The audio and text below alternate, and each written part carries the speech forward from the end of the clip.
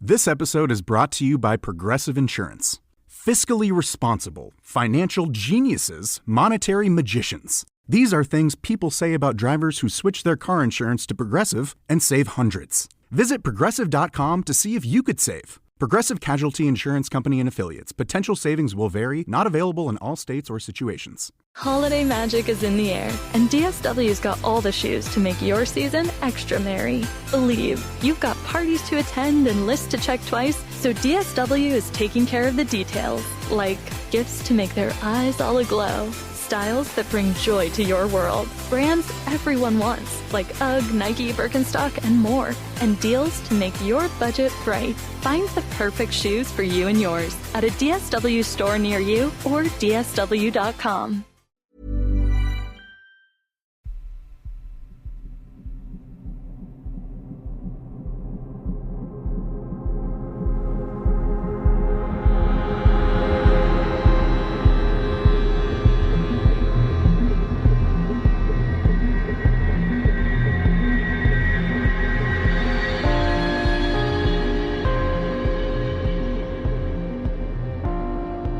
Hello and welcome to episode number 255 of Real Life Ghost Stories. And to kick things off this week, I would like to say thanks to some of our newest Patreon subscribers. I would like to thank Gail, Robin Diamond, Burrs, and Andy Grace. Thank you so much for subscribing to the Patreon. I love you and appreciate you every single day. And our film review this week, our film review is Silent Night. Silent Night was released in 2021. It has 5.7 out of 10 on IMDb and 66% on Rotten Tomatoes. Silent Night follows parents Nell and Simon, who have invited their closest friends to join their family for Christmas dinner at their idyllic home in the English countryside. As the group comes together, it feels like old times. But behind all of the laughter and merriment, something is not quite right. The world outside is facing impending doom, and no amount of gifts, games, or Prosecco can make mankind's imminent destruction go away. Surviving the holidays just got a lot more complicated. So I have to give a shout out to Sinead from the Poisoner's Cabinet because she recommended this film to me, and you know what? I genuinely really enjoyed it. I'm not sure if enjoyed is necessarily the right word for how I felt about it, but you know what I mean, right? Sometimes your feelings about films like this are complicated. And this film, right, is genuinely really funny.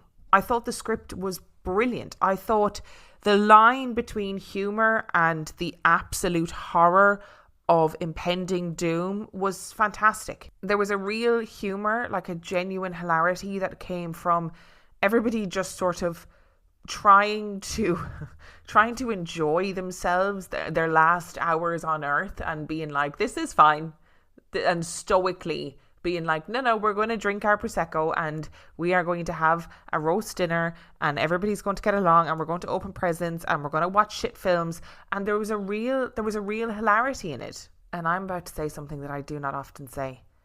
The children in this film, there are 4 children in this film, and they were hilarious. And I enjoyed watching them, and it was a stroke of genius from the writers to allow the kids to swear. So the kids have been allowed to swear because the world is ending, right? Which is so arbitrary but also so hilarious, and they are taking full advantage of being allowed to swear. And is there anything funnier than kids swearing? I think kids swearing is genuinely hilarious. And that probably says a lot about my humour and my maturity. But you know what? Seeing a kid calling a grown adult a fucking arsehole is funny. And in general, not just the kids in this film, I thought the performances were brilliant. So Roman Griffin Davis is the kind of main child in the film. And he's the kid from Jojo Rabbit. And I haven't seen Jojo Rabbit, but actually his performance in Silent Night made me think I really need to watch Jojo Rabbit. He was fantastic. He is brilliant. He is such a good actor. I was genuinely so impressed with him. And Keira Knightley, who plays his mom, Nell, fantastic. She's brilliant in this as well. They all sort of play these like really privileged, rich people. They have grown up rich. They all met each other in like private school. They've stayed friends ever since. And now they are rich adults. And do you know what? They play that really well. And it's really convincing. Keira Knightley does a really good job at being this mom who is devastated by what's about to happen, but also just trying to kind of put a weird brave face on everything and pretend that everything is okay. And I believed their relationships. I believed their friendship group. You've got this group of friends who have known each other for a really long time. So as you can imagine, lots of secrets come out. Weird shit happens during the night. But it wasn't overly sentimental. It wasn't like overly sentimental, moral, emotional. It was none of those things. It was friends being like, oh, do you remember that weird thing that happened? Yeah, well, that was me. And then everybody's like angry for a minute and then they realise the world is ending. So none of it really fucking matters anyway. And they just go back to drinking and dancing and having a good time. And I believed their relationships. And to be honest, it really made me think about what I would do if I knew the world was ending. If I knew, okay, on Thursday the world is going to end and I've got, a couple of days to do what I want to do, figure some shit out. Like, who are you spending that time with? It really made me think, genuinely. And what are you spending that time doing? I can tell you what I wouldn't be doing. I wouldn't be playing board games, that's for sure. I'd probably eat some lobster. That's something that I would want to do before the world ended. It's not because I've never had it before. It's just because I really like lobster. So I'd eat some lobster. I'd like to have a dance. I'd get dressed up. Not in fancy dress, not in costume. As in I'd wear a nice outfit for the end of the world, I think. And in terms of the dislikes column, I genuinely really did think that some of the characters were criminally underused in this story. For example, Lily Rose Depp is in this story. She sort of adds nothing. And she's not given the chance to add anything. Like, her character is just sort of there. And she has a bit of a bombshell moment that isn't fully and properly discussed, which is just left hanging in the air. And as well as that, there is another kind of side character called Alex, who I loved. She was hilarious as a character, but again, we didn't really learn anything about her. And I'm going to say something that I probably have never said for a film review. I wanted it to be another hour long. And I really don't say that often. But it was because I wanted to get to know the characters. And I really did want to get to know them. They were nuanced and difficult and they fought with each other and they were dickheads sometimes. But I really liked them. And I just felt like I didn't get enough of them. Like Nell's husband, really enjoyed his character. Genuinely really enjoyed his character, wanted more of him. And there are some really big topics brought up in this story, right? And none of them can be properly dissected or fleshed out. There are some really deep topics brought up in this story, right? So at one point you find out that everyone has been given a suicide pill from the government, okay? That's not a spoiler. It's just something that happens. And you also find out that everyone's been given this tablet except for homeless people and illegal immigrants because they are, and I quote, not considered to be real people. They aren't considered to exist in terms of government bureaucracy. And that's just sort of put out there and not really addressed again. And I absolutely see what the filmmakers were trying to say, but it's a huge topic. There's conversations around like pregnancy and suicide, which doesn't get, delved into enough. There are conversations around trusting the government and conspiracy theories. And apparently when this came out in 2021, it was kind of quite controversial because of COVID, and there were a lot of conspiracy theories around COVID and a lot of governmental suspicion surrounding COVID. So there was an accusation that this film was trying to encourage people to question the government or not listen to the government or whatever, right? None of this was adequately discussed in the film, I thought. It all needed to be delved into deeper. And just to say, right before I say this next bit, I'm not remotely trying to compare my situation as a child with all of the things that I just mentioned. But I don't know if this happened anywhere else, but in Ireland in the early 90s, there was a big fear about Sellafield, and there was a big fear about these nuclear power plants being compromised or, in a sort of Chernobyl type explosion, and that would impact Irish people because of the way the wind travels from England, right? All that kind of jazz. And I distinctly remember as a child, now other Irish people, I don't know if anybody else remembers this. I need to speak to my brothers and my sister about it too. But I distinctly remember everybody getting iodine tablets in the post. And there was iodine tablets for everybody to take because that was supposed to, fucking help with nuclear fallout or whatever. I don't really know why. But everybody got iodine tablets. And I was the only person in my family who didn't get an iodine tablet. And I was convinced that there was going to be some sort of nuclear fallout. I didn't really understand what that meant. I knew about Chernobyl because the Chernobyl disaster was something that was taught in great detail in schools, etc. We learned a lot about it. So I sort of knew, you know, nuclear stuff wasn't good. And everybody else had gotten this iodine tablet, except for me. And I remember being completely convinced that something awful was going to happen and I was going to be the one without this iodine tablet. Anyway, that's a total aside. Just wanted to put that little bit of trauma in there. Fundamentally, right, I really enjoyed this film. I really enjoyed it. I thought it was fun. I thought it was genuinely funny. I thought the script was well made. I thought it was an interesting concept to explore. I'm going to give Silent Night 4 out of 5 stars. This holiday season, when you can't be there, let 1-800-Flowers.com deliver. At 1-800-Flowers, every gift is crafted with care and designed to make spirits bright. From classic holiday bouquets and unique one-of-a-kind designs to gift bundles you can't find anywhere else, 1-800-Flowers makes it easy to stay connected, no matter the distance. Just a few clicks and your thoughtful gift is on its way. Visit 1-800-Flowers.com/ACAST to deliver joy, beauty, and celebration this holiday season. This episode is brought to you by Progressive Insurance. Do you ever find yourself playing the budgeting game? Well, with the Name Your Price tool from Progressive, you can find options that fit your budget and potentially lower your bills. Try it at Progressive.com. Progressive Casualty Insurance Company and Affiliates. Price and coverage match limited by state law. Not available in all states. Ryan Reynolds here from Mint Mobile. With the price of just about everything going up during inflation, we thought we'd bring our prices down. So to help us, we brought in a reverse auctioneer, which is apparently a thing. Mint Mobile Unlimited Premium Wireless. How to get 30, 30, bit to get 30, bit to get 20, 20, 20, bit to get 20, 20, bit to get 15, 15, 15, 15, just $15 a month? Sold! Give it a try at mintmobile.com/switch. $45 upfront payment equivalent to $15 per month. New customers on first 3-month plan only. Taxes and fees extra. Speed slower above 40 gigabytes. See detail.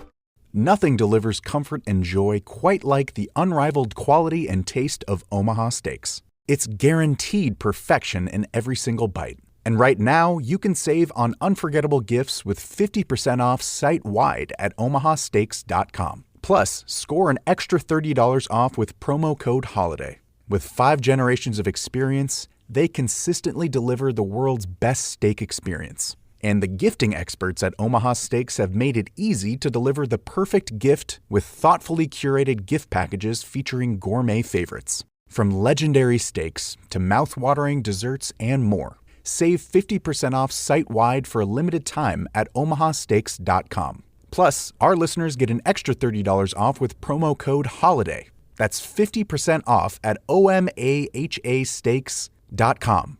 And an extra $30 off with promo code HOLIDAY. Minimum purchase may apply. Which brings us to our story this week. Now, this week, I finally decided, you know what we're going to do? We're going to do a dedicated Christmas folklore episode.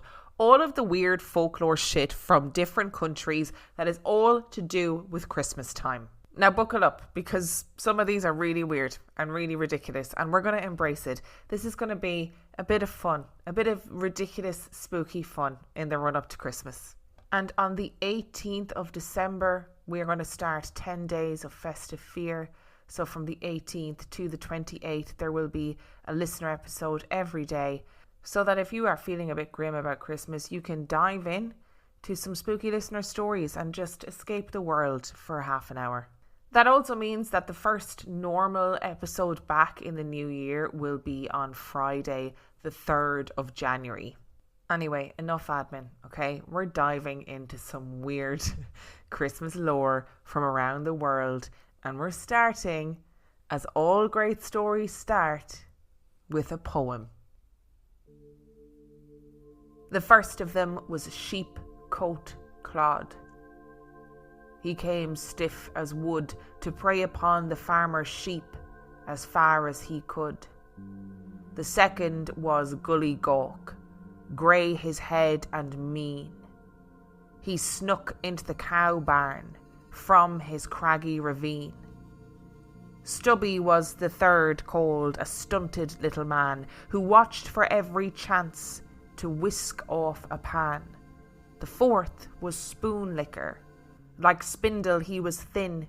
He felt himself in clover when the cook wasn't in. Pot Licker, the fifth one, was a funny sort of chap. When kids were given scrapings, he'd come to the door and tap. Bowl Licker, the sixth one, was shockingly ill-bred. From underneath the bedsteads he stuck his ugly head. The seventh was Door Slammer, a sorry, vulgar chap, when people in the twilight would take a little nap. Skeer Gobbler, the eighth, was an awful, stupid bloke. He lambasted the skeer tub till the lid on it broke. The ninth was Sausage Swiper, a shifty pilferer. He climbed up to the rafters and raided food from there. The 10th was Window Peeper, a weird little twit, who stepped up to the window and stole a peek through it. 11th was Door Sniffer, a doltish lad and gross. He never got a cold, yet had a huge sensitive nose.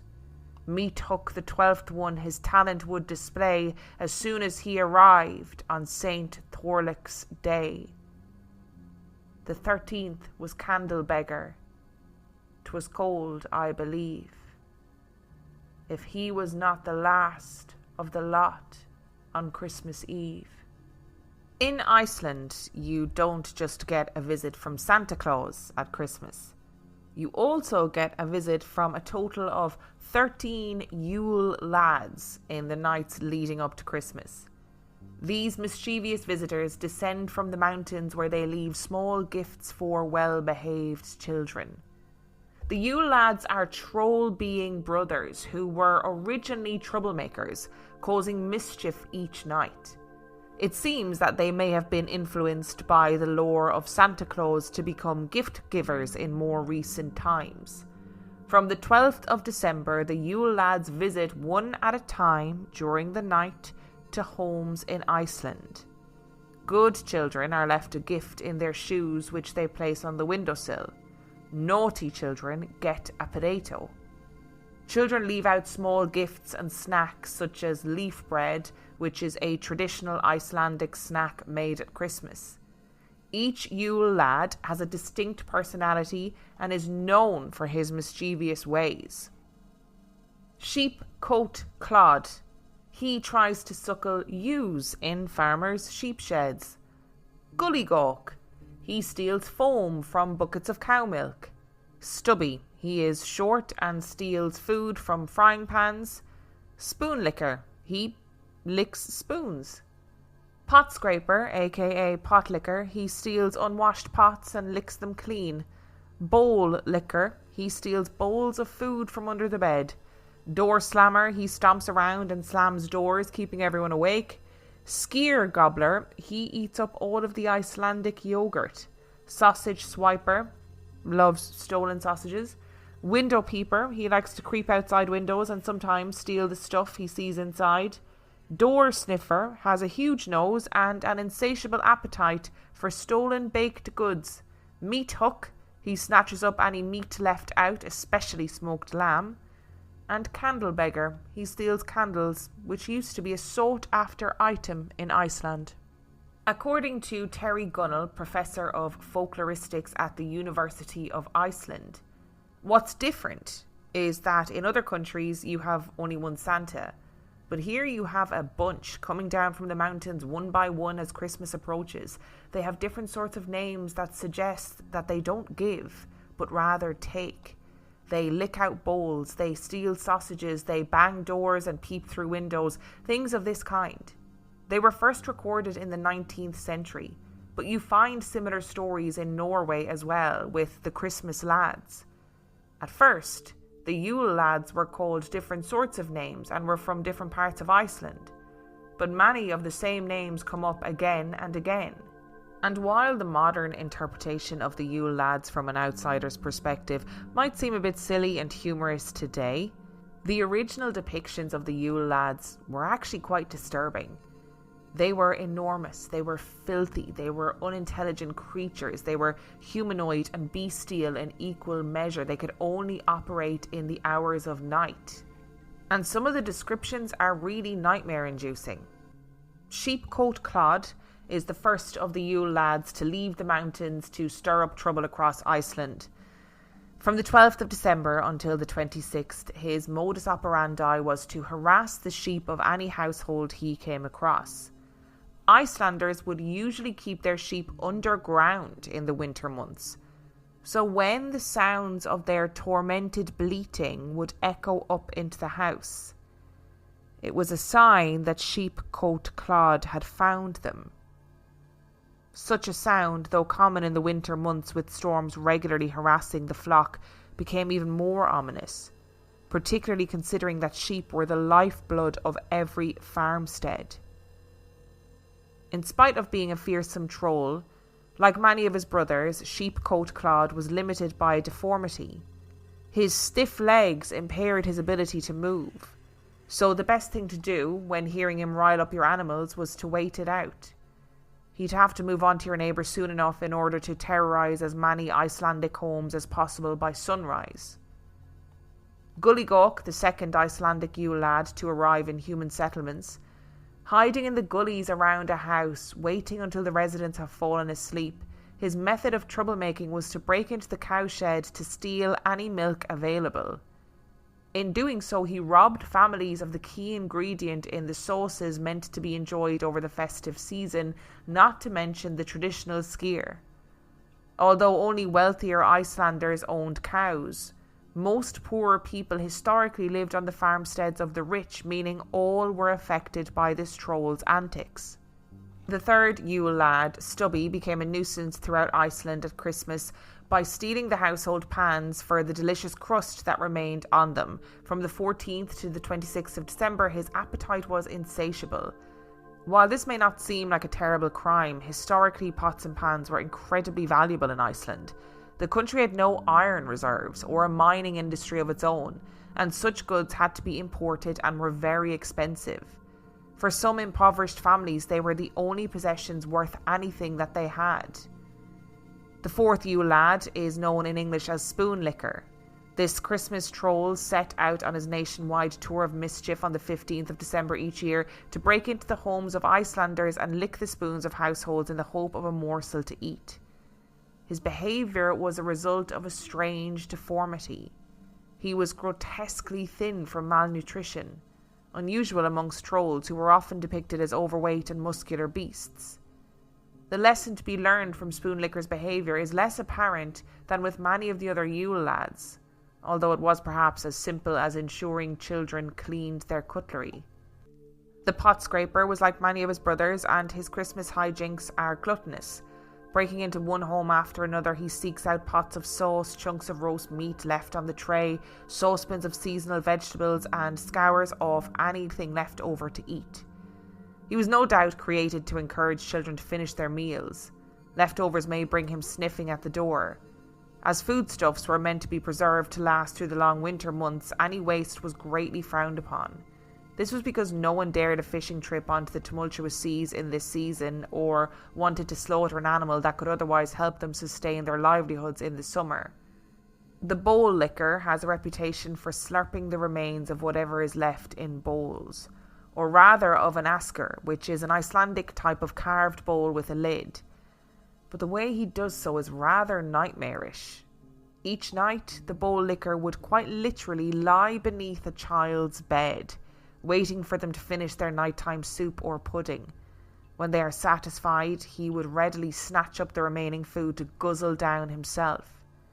Perhaps he was created to get children to go to sleep when asked, or not to indulge in a midnight snack. He epitomizes the trope of the monster under the bed. The door slammer would sneak from home to home, break in and bang as many doors as he could in order to wake those sleeping inside. It is doubtless that with the high winds of Iceland's winter and the makeshift design of many turf houses in Iceland, that many a child was kept awake in terror over the Christmas season, fully believing that the door slammer was making his rounds through their house. Skyr is a delicious and creamy Icelandic yogurt. It is a delight the whole year round, and it is a particular treat over Christmas, serving as a refreshment from the number of huge roast meals that usually accompany the holidays. In terms of Icelandic Christmas folklore, however, people were not the only ones craving skyr at this time of year. It was also the favourite meal of the 8th Icelandic Yule Lad, the skyr gobbler. The sausage snatcher had the perfect way of stealing this delicacy. It was said that he would break into homes and hide in the rafters, waiting for dinner to be cooked before swooping from above to snatch them. The 10th Yule Lad is probably the creepiest of them all, the window peeper. Considering the darkness of Iceland's winters, where there are only 4 hours of sunlight a day around Christmas, takes little imagination to picture the fear children must have felt passing the windows of their homes on Christmas nights, terrified that this fearsome troll was looking in upon them. Like several of the other characters mentioned above, it seems like the window peeper's chilling behaviour was designed as a way to scare children from going outside in the dark winters. It was also a reminder that the child-eating Gryla had eyes across the country, looking out for misbehaving children. The doorway sniffer may have come into the folklore due to the whistling breaths of the wind creeping through Iceland's drafty turf houses. Similar to the window peeper and the door slammer, the idea of him creeping into a home to cause mayhem haunted the nightmares of Iceland's children. This was exacerbated by the fact that the doorway sniffer was renowned for his enormous nose, massive even for his kind. The reason for his sniffing was also nefarious. He was forever seeking out his favourite meal, the Icelandic delicacy of leaf bread. This delicious treat is only baked during Christmas time, and making it is often a cherished family affair, especially in the north. It is notable for being round, very thin, fried and decorated with intricate patterns, usually leaves. Meat was a very common central feature to most festive feasts, and in Icelandic folklore, this was the target of thievery from the 12th and penultimate Yule Lad, Meat Hook. Lurking wherever he had access to a kitchen, behind doors, under tables, in cupboards, outside open windows, he would lay in wait for the meat of any dish to be slapped onto the counter. As soon as he could avoid capture, he'd pull out his long hook and snag himself the centrepiece of the family meal. The final Yule Lad is the candle stealer. He emerges on Christmas Eve in Iceland. Like his brothers, the name is self-explanatory, although the consequences of his hijinks were much more troublesome than they may appear. In the past, candles were incredibly valuable in Iceland, providing light throughout the winter darkness. As noted, this lasts about 20 hours a day over Christmas. Candles were also the only available tool for Icelanders to enjoy their historically favourite pastime of reading, and over Christmas in Iceland, everyone getting together to read is an old tradition. This custom makes the candle snatcher's antics all the more troublesome.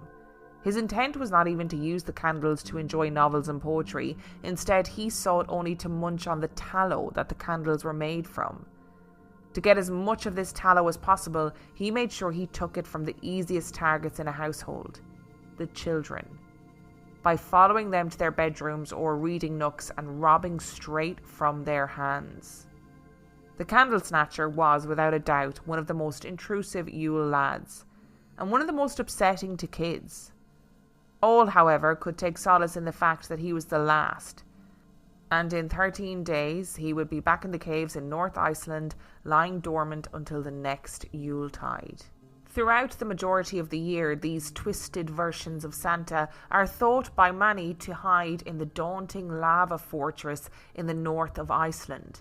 Others believe they simply live in an unidentified mountainous area. From the 11th of December to the 24th, however, they depart one by one to engage in 13 days of mischief. Each has different antics, ranging from mischievous to horrifying, which they indulge in across the country until the end of the Christmas season. Today their image has largely been sanitised. Rather than being depicted as trolls defined by extreme deformities, they now often wear the traditional red and white clothes, fluffy beards and wide smiles. Rather than pulling pranks, they simply leave presents in the shoes that children place on their windowsills A bit like stockings on fireplaces in other cultures.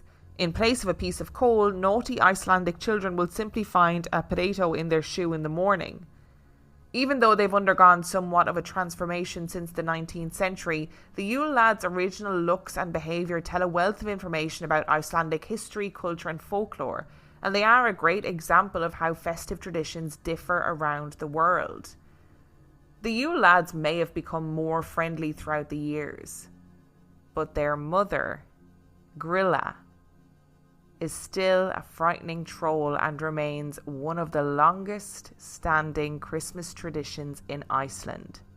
This giantess is one of the most evil figures in Icelandic folklore, and horror stories about her are still told to children over the festive season. Throughout the year, it is said that she collects whispers about children around the island misbehaving, and when winter sets in, she sets out to gather them. Her appetite for the flesh of naughty young children is insatiable, and each year she finds no shortage of her favourite crop. Collecting them up in a sack, she then cooks them in a pot and turns them into a giant stew that will sustain her until the next winter. Gryla would be terrible enough if she worked alone, but sadly for Icelandic children she does not. She shares her mountain cave in North Iceland with an enormous black feline called the Christmas cat, which also has an appetite for human flesh. The Christmas cat is often said to be as big as a house, and it does not just seek out those who have misbehaved. It happily preys on any child who did not get new clothes to wear for Christmas. If a child didn't get new clothes, that meant that the child had been lazy during the year, and if you were lazy, the Christmas cat would get you. Gryla also lives with her latest husband, a troll. The least threatening member of her family, he is browbeaten to the point of pathetic, perhaps out of fear of what happened to Gryla's previous partners, whom Gryla is said to have eaten. He exerts no influence over her evil tendencies. The traditions surrounding Gryla say a lot about Icelandic folklore. The fact that she was a child eater who sought out children over the festive season sends a similar message to kids as Santa bearing coal, just with a little less finesse. The message to children is loud and clear. Be on your best behaviour during Christmas. The more brutal delivery of this message is perhaps due to the fact that winters in Iceland were incredibly dangerous, and many disobedient children who went out in the dark and snow never returned home. There was also a lot of work that needed to get done before the darkest months set in, requiring extra diligence and effort from all members of the family. On this note, the story that the Christmas cat ate children who did not get clothes as a gift was likely created to ensure that everyone finished their weaving, knitting and sewing by the dead of winter. Gryla was actually such a terrifying image to children that in the 18th century, the Parliament of Iceland outlawed the use of her legend as a scare tactic. Children were no longer threatened with being devoured and were instead given rotten potatoes in their shoes if they misbehaved. Okay, so we're going to stop there for a second. My information for all of this comes from a website called Guide to Iceland. I did use other websites. Everything is linked in the description as per usual. But for the most part, it was Guide to Iceland. And I am just going to commend myself for getting through that without laughing, because there was a lot of sexual innuendo in there. A huge amount of sexual innuendo. So let's go back to the beginning of this lore. And it starts with Gryla. And I'm really sorry if I'm pronouncing all of these things wrong. I do my best, but I do not always get it right. There is a part of me that loves the Gryla lore. I'm like, do I want to be her? Live on my own in a cave with my giant cat for 11 months of the year. Come out at Christmas to wreak havoc a little bit. I mean, killing and eating children isn't great. I'm not going to commend her for that one. Like, it's not great behaviour. And I often think that the punishment for these children is disproportionate to the actual crime they have committed. I mean, misbehaving is like, what, answering back your parents? I don't know, maybe not doing your homework, whatever. Do you deserve to then be kidnapped in the middle of the night by a giant, terrifying hag of a woman, put into a sack and then boiled alive with some other children in a stew? I don't think that's what anybody deserves. If you are lazy, if you are not pulling your weight, if you are not doing your chores as quickly or as thoroughly as has been requested of you, do you deserve to then be mauled and eaten by a giant cat? I would argue no. But is Gryla a feminist icon? I'm out here asking the real questions. I'm out here with the real think pieces. Is Gryla a feminist icon? Did she eat her previous husbands? Look, allegedly. That's all rumours. That's not substantiated. We don't know that for sure, okay? And her husband has absolutely no influence over her evil tendencies. He's like, what, maybe don't eat the kids? And she's like, I'll do what I want. I'll do exactly what I want. Genuinely, though, the images, the depictions of Gryla are absolutely terrifying. They're genuinely scary. Like, she is not depicted in a friendly way. This is no jolly troll behaviour. This is a terrifying woman who is eating babies. I got a warning on TikTok for showing a picture of a painting of a depiction of Gryla eating a child. So that's how grim she is. She is scary. And, you know, on initial reading of the 13 Yule Lads, you're sort of like, oh, that's kind of cute and quirky. But then when you see depictions of them, like if you go onto the Guide to Iceland website, like I said, the link's in the description. But if you go onto that website, like the descriptions of them and the depictions of them, like it isn't great. There's one in particular, the Gully Gawk, who is drinking all the milk from the cow's udders. Like the depiction of that man troll lying underneath a cow, drinking directly from its udder, honestly, it gives me the heebie-jeebies. Like, don't be at that. Don't be doing that. Like, happy Christmas and all, and, you know, good tidings to all men and trolls. But it's not great behaviour. It's pretty grim. I also find the description of the spoon licker as this, like, giant, deformed, emaciated humanoid that is just desperate for some bit of sustenance. That really freaked me out. It feels like, I don't know, the BFG if he had a severe drug problem. And then you've got the bowl licker. He's literally waiting under kids' beds for like little scraps of food. That's not great. Like they're not giving themselves the best public image. And I just think it's so fascinating that these stories were so hardcore that eventually the government were like, Jesus, we should rein this in a bit. Like, you know, kids are fucking terrified over Christmas. It's supposed to be a time of joy, and they're afraid to move because there's trolls peeping in their windows. There's a woman with a big sack who's going to come and drag them and turn them into a stew. There's a cat that could eat you in a heartbeat. Like there's fellas under your bed. There's all sorts of things going on. It's amazing that they went, yeah, maybe we should rein this in just a little bit.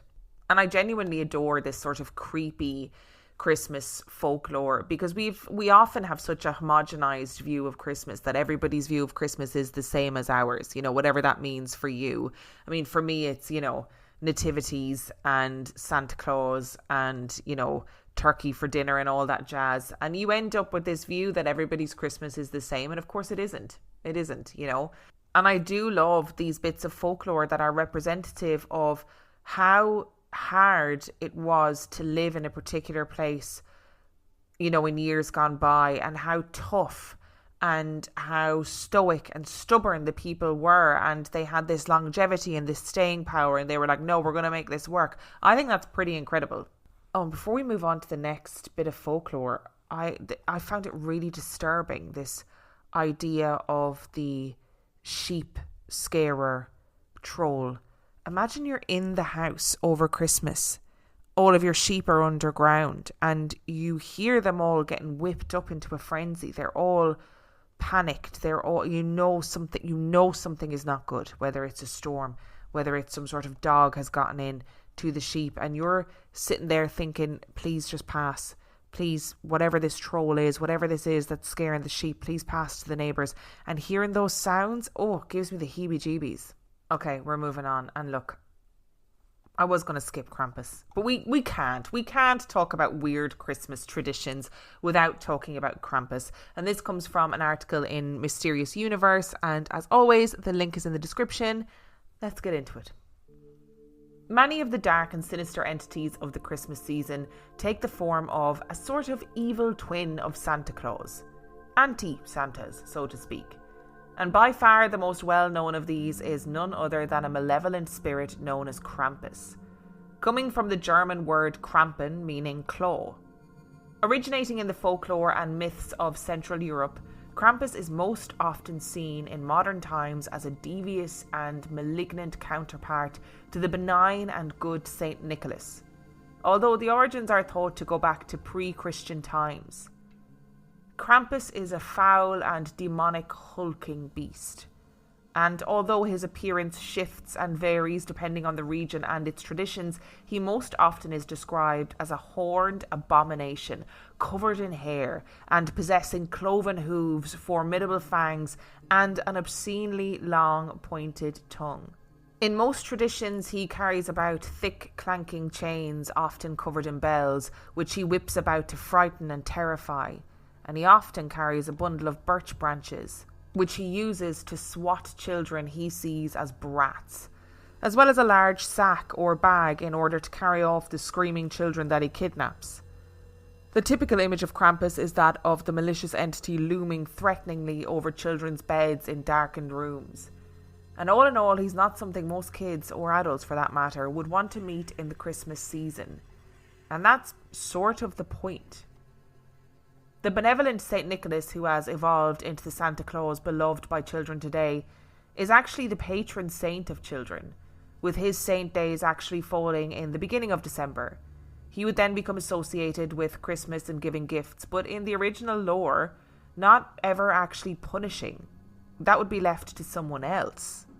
Krampus has origins that are a bit murkier and misunderstood, but he was most likely originally a pagan god that perhaps even influenced the early Christian image of the devil. Over the centuries, he became more and more associated with the Christmas season, when his visage was used in Christian pre-Christmas festivities during the 15th and 16th centuries. And Krampus began to take on a role in many areas as a sort of counterpoint to St. Nicholas, used as a scary warning to misbehaving children who, instead of receiving presents, would be carried off by Krampus to be eaten or dragged kicking and screaming to hell.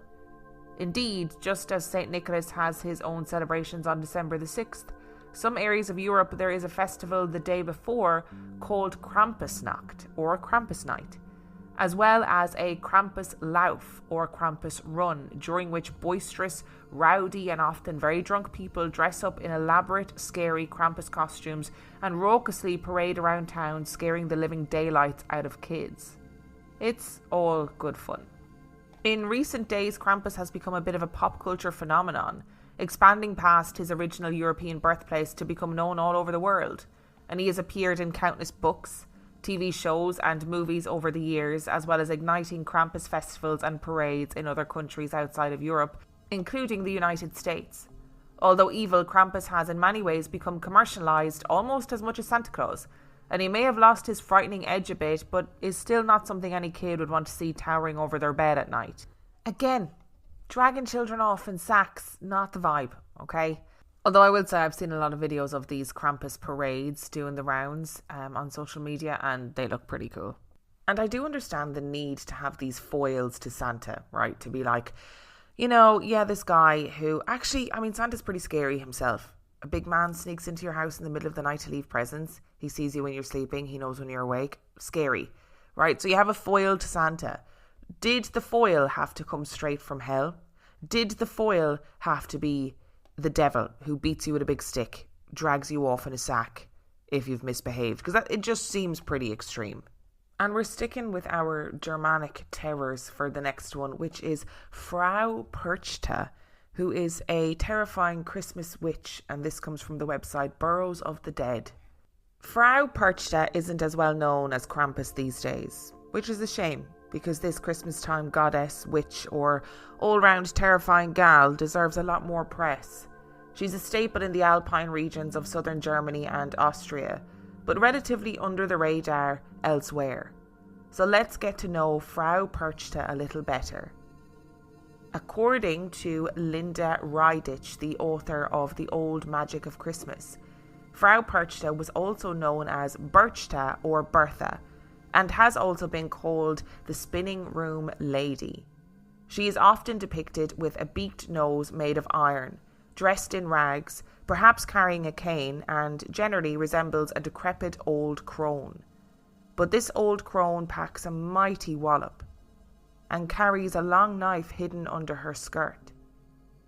She also bears a resemblance to the Scandinavian goddess Frigga, and both of them share one obsession in common: spinning, specifically, and domestic neatness generally. Frankly, she's pretty judgy about the state of your home for a woman who dresses all in rags. Legend has it that you'd better get all your flax spun by the 12th night, which is January the 6th, for when the Christmas season was over, it would be time to set up the big upright loom, at which time you must have enough thread to wrap it and start your weaving. And what is Fra Perchta's punishment for those lazy ladies who haven't finished all their weaving? In Germany, Austria and Switzerland, there were numerous tales of Fra Perchta trampling and even setting fire to the half-spun fibres. And if you should really irritate her, like say your flax is not only not spun, but your house is a total mess, and you've even failed to leave out a traditional bowl of porridge for her, well then her rampaging will extend far beyond your slovenly spinning room. She'll do nothing less than steal into your bedroom, disembowel you, and replace your guts with rocks and straw. But Perchta does more than just check up on your spinning. Other legends equate Fra Perchta with the legends of the Wild Hunt, and say that she flies through the night sky attended by an army of lost souls, including the demonic-looking Perchtin, her army of servants who are visually nearly indistinguishable from Krampus. The only way to know for sure is context. Krampus rides abroad at St. Nicholas Eve, while the Perchtin tend more towards the Epiphany and the last 3 Thursdays before Christmas, also known as knocking nights. Also among her army of the night are the souls of unbaptized children. Legend has it that if you hear the wind and thunder roaring and rumbling through the mountains on the knocking nights, you're really hearing the sounds of Perchta leading the wild hunt.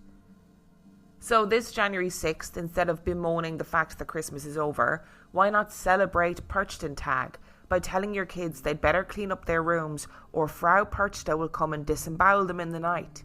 Kids love that sort of thing.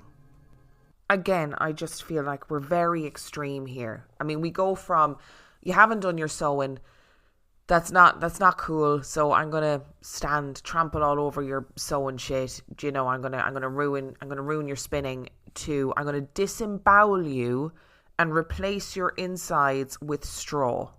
And like I said before, Santa is scary. One of my nephews went to see Santa in the last couple of weeks and just sat with his hands over his eyes for the entire time because he was so freaked by the whole thing. And you know what? I can't blame him. So you add in a woman who rides around in the dead of night with her wild hunt of Krampus-looking dudes and souls of unbaptized children looking for people to disembowel. Add that into your stories and it's a nightmare.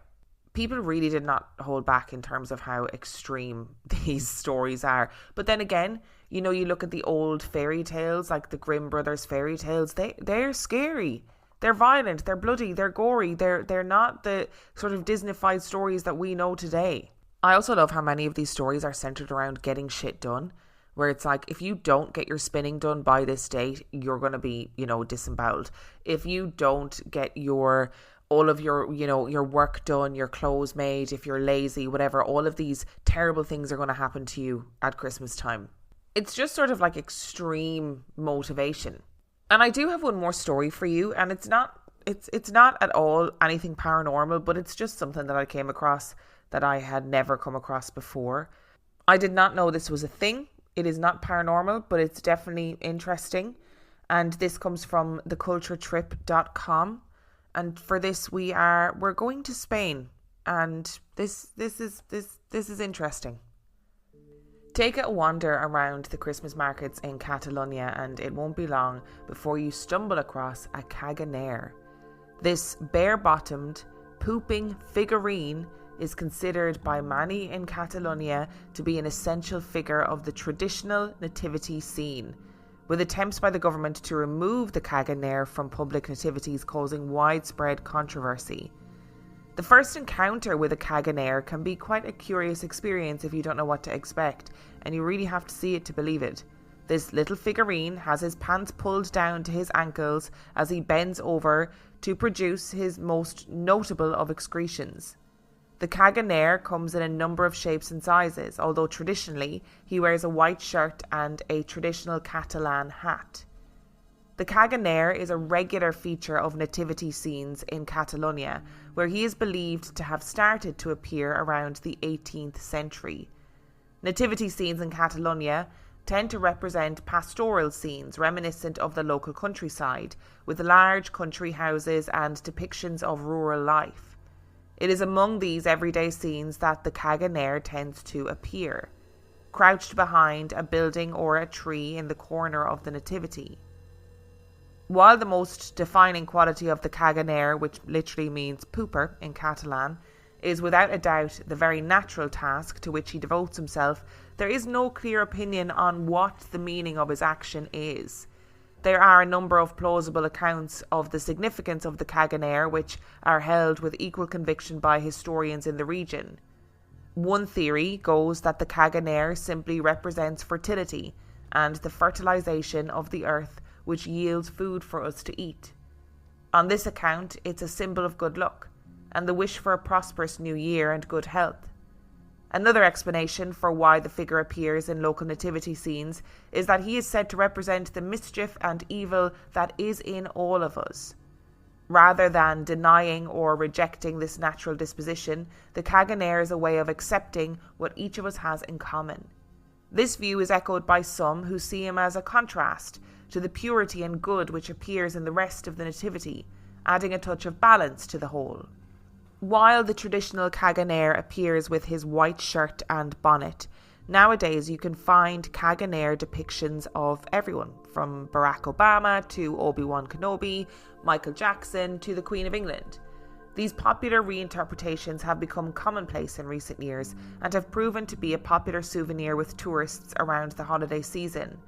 There are even serious collectors who have taken to searching out the latest kaganer designs to add to their collection. However, the kaganer has also come under scrutiny in recent years, with certain authorities questioning whether the pooping figure was a suitable public display. In 2005, the local council of Barcelona decided to omit the kaganer from the city's public nativity scene, judging that it encouraged bad behaviour in the city, which has struggled with problems of public urination in the past. But the decision proved unpopular, and many locals complained about what they saw as an attack on their cultural heritage. In 2006, the kaganer was reinstated to his usual place among the wise men, the donkeys and the angels. It seems that despite his unverified origins and dubious behaviour, the kaganer is here to stay. There's no getting around this one. It literally is just a little statue of a man taking a shit. That's what it is. Or, they are very indiscriminate with who they have turned into this little kaganer statue.